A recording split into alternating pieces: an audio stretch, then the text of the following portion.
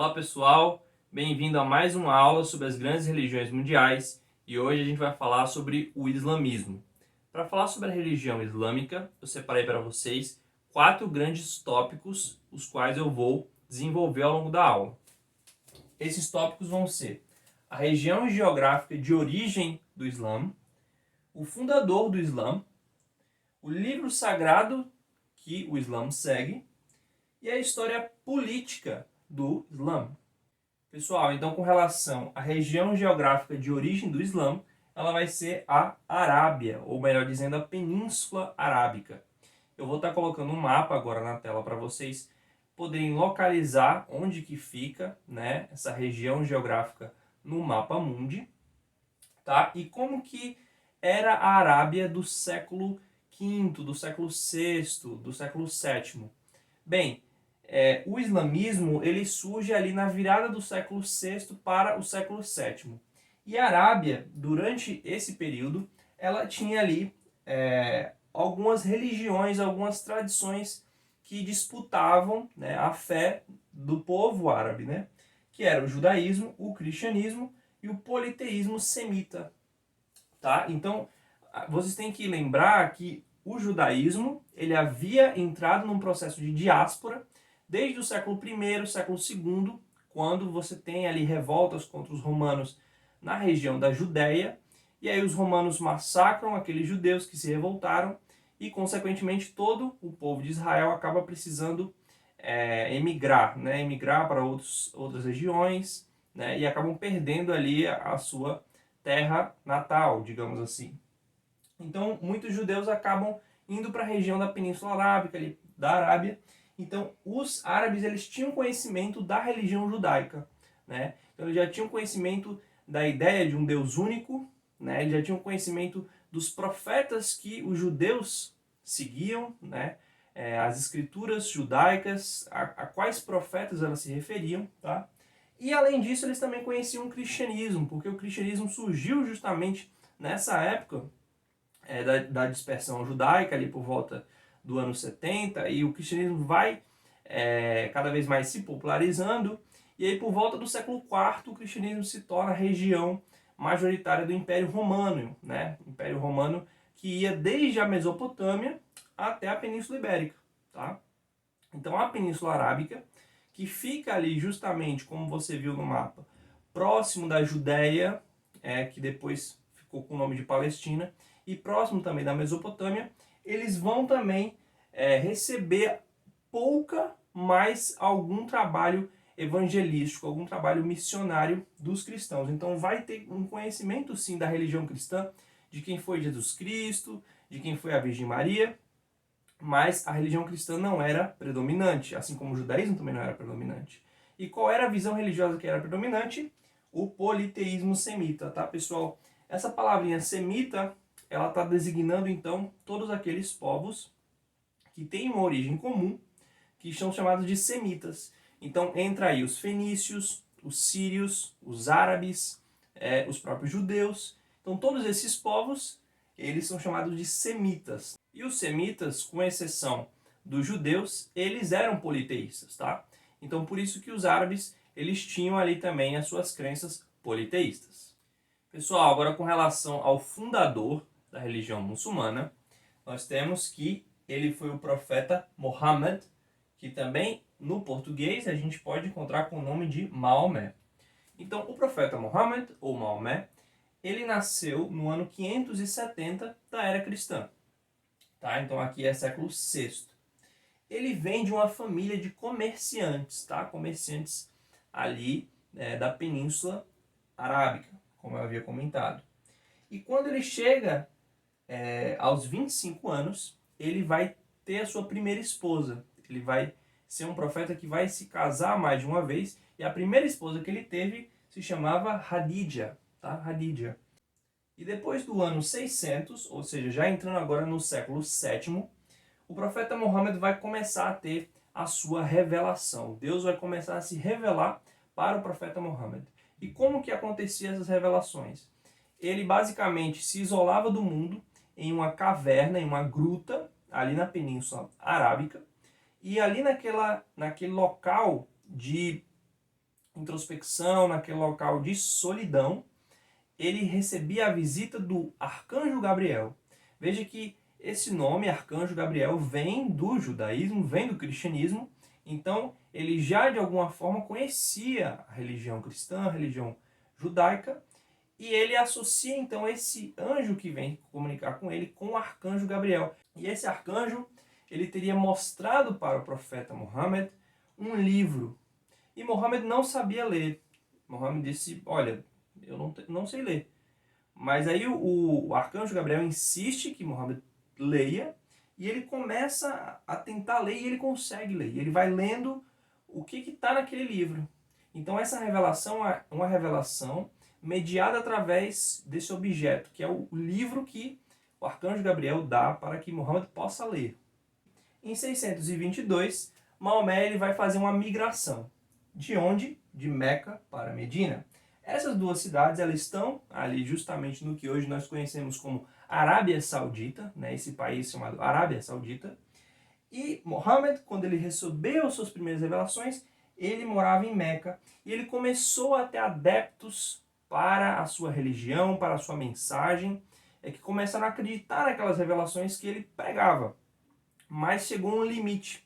O povo de Meca não se convenceu totalmente. Não foram todos aqueles que apoiaram Muhammad. Então ele decidiu sair da cidade, porque ele estava gerando até um conflito ali, muitos duvidavam, queriam que ele realizasse algum prodígio, algum sinal, algum milagre, né?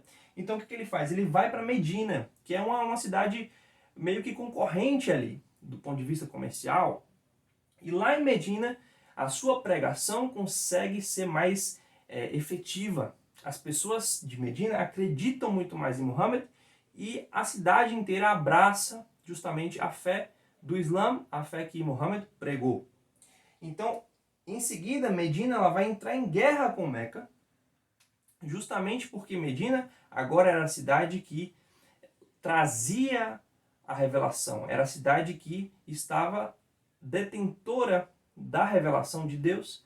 Então ela tinha esse poder, ela tinha essa autoridade, né, para poder conquistar outras cidades, e ela vai então entrar em guerra com Meca e ela vai sair vitoriosa justamente aqui com a liderança do profeta Muhammad.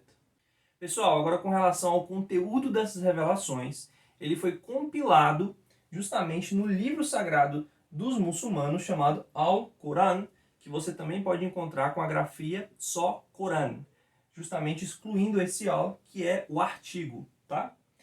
O Al-Quran, ele é dividido em 114 capítulos. Então, olha, se você for comparar com a Bíblia ela tem dois grandes testamentos. Você tem o Antigo Testamento, que é escrito em hebraico, e o Novo Testamento, que é escrito em grego. E cada um desses testamentos tem partes menores chamadas de livros, ou cartas, ou evangelhos, tá? O Alcorão, ele é mais simples.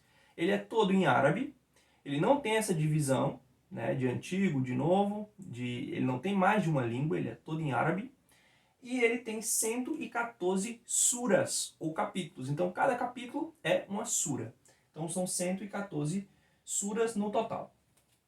O Alcorão, ele é a base de toda a religião muçulmana, de toda a religião islâmica. Então, a interpretação do Alcorão, o estudo do Alcorão, a recitação do Alcorão em árabe, isso é justamente a base de toda a religião muçulmana.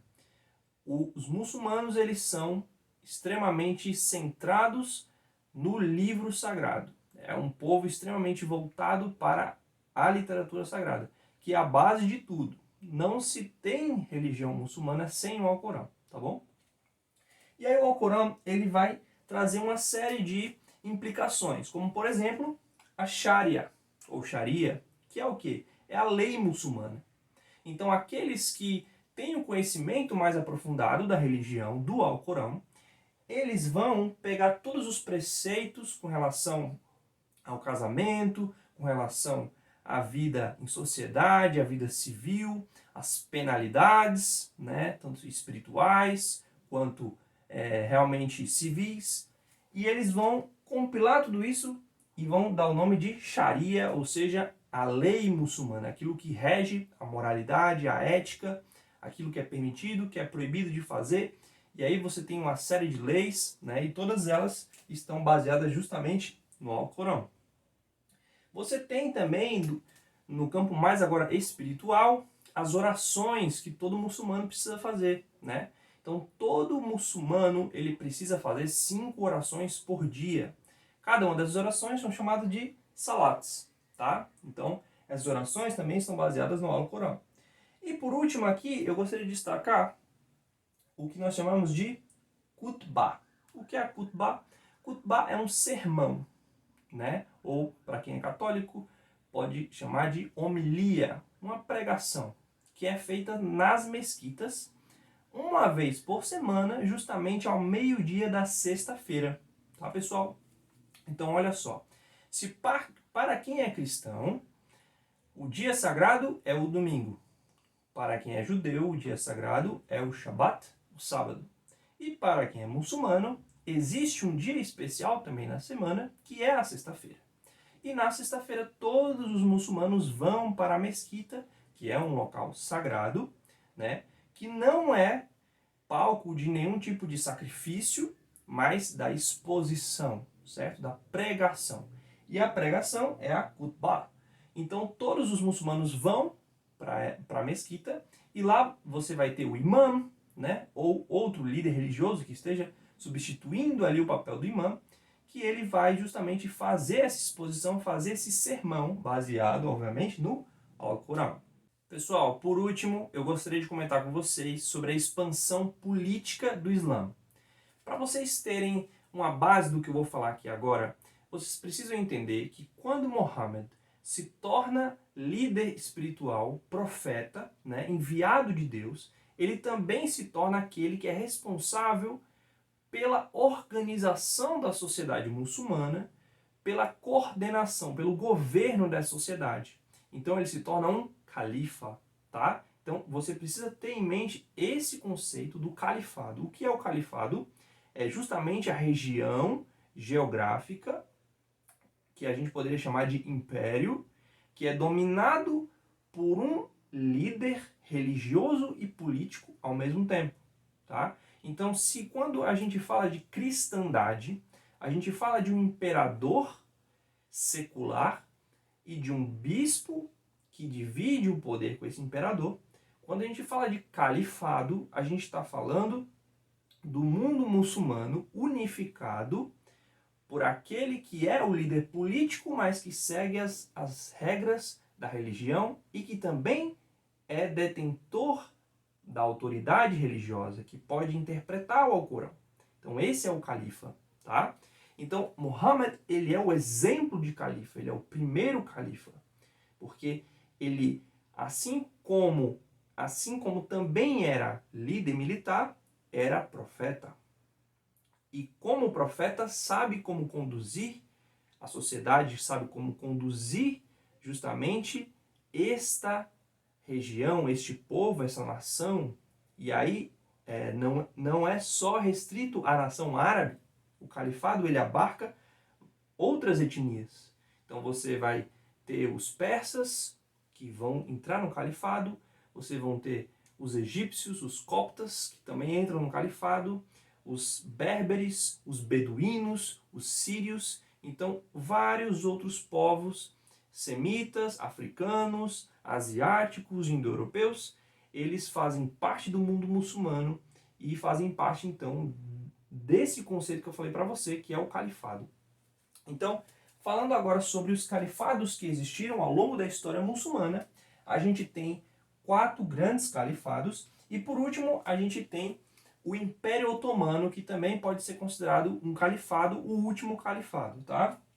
O primeiro califado foi o califado ortodoxo. A palavra ortodoxa significa reta opinião ou reta doutrina.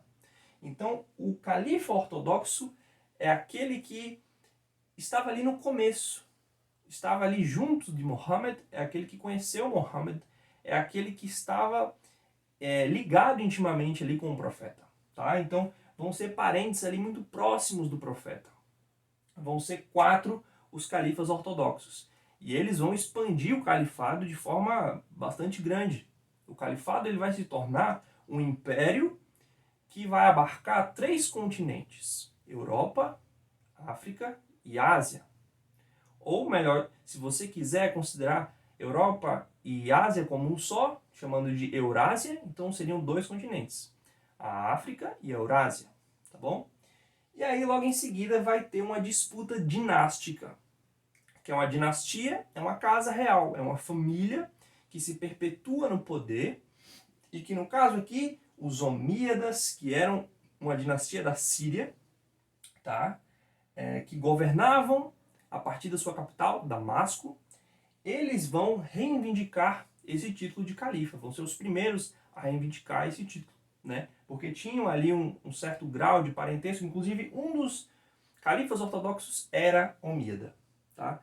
E aqui você precisa notar que existe até a própria divisão entre sunitas e xiitas, já parte a partir daqui, né? Então, os Omíadas, eles já se desvinculam da linha sucessória que seria mais próxima do profeta Muhammad, e essa linha vai continuar sendo defendida pelos xiitas, enquanto que os sunitas, eles não dependem, né, não acreditam que a linha do califado precisa ser só aquela primeira ali de um grau de parentesco mais próximo com Muhammad, tá? Então, os Omíadas, eles vão ser os primeiros, a primeira dinastia a assumir, né, a frente do califado muçulmano. Então, você pode estar vendo aí na tela a comparação, né, entre o califado Omíada e o califado ortodoxo, que eu havia comentado anteriormente. Em seguida, nós vamos ter a dinastia dos Abássidas, né? Os Abássidas, eles vão ser califas que vão governar a partir da Mesopotâmia, que hoje nós conhecemos como Iraque. Lá na Mesopotâmia, ou Iraque, você vai ter a cidade de Bagdá. E Bagdá, então, vai ser a capital do califado abássida, tá bom? Em seguida, você vai ter os Fatímidas, que esse nome Fatímida vem de Fátima, que era justamente o nome de uma esposa de um califa ortodoxo, né? A esposa de Ali, que foi o último califa ortodoxo, né? Então, os Fatímidas, eles também vão ter aí uma dinastia, uma linha sucessória muito próxima também do profeta Muhammad, né, dos primeiros califas, e eles vão governar a partir do norte da África, tá? Do norte da África, especialmente da cidade do Cairo, que fica no Egito, tá? Bem, pessoal, por hoje é isso. Eu espero que vocês tenham gostado dessa aula sobre islamismo. Se vocês puderem compartilhar essa aula com seus amigos, com seus colegas, deixar também o seu gostei, vai me ajudar bastante. Qualquer dúvida, deixe nos comentários, tá bom? Um abraço, pessoal, e bons estudos!